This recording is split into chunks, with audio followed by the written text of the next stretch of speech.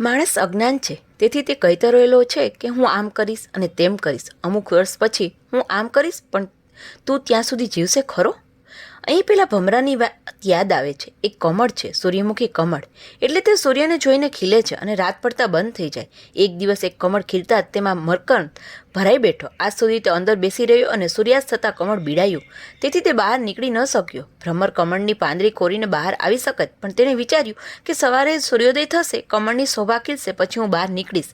આમ તે વિચાર કરી રહેલો તેટલામાં એક મદોમંત હાથી આવે, જેણે પોતાની સૂંટમાં કમળ પકડ્યું અને ફેંકી દીધું, અને મહામંત હંત ભમરો મરી ગયો.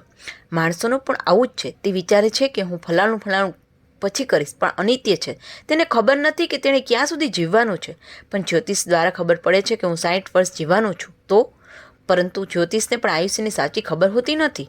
જ્યોતિષ જાણે કેટલું, તે ઘણું સમજે, પણ વાસ્તવમાં 60% વ્યવહાર અને 20% તે વખતની પરિસ્થિતિ, આ બધું મળીને જ્યોતિષ થાય. ત્યારે જન્મ મરણ પણ આપણને ખબર નથી. આ બધું અનિત્ય છે, તેથી હું મૃત્યુ માટે તૈયાર છું, એમ બોલવા રહેવાનું. આલોકમાં આવીને મારો વિચાર કરીને અને ભજ મારું જ કામ કરતો રહે છે, એમ ભગવાન સમજાવે છે.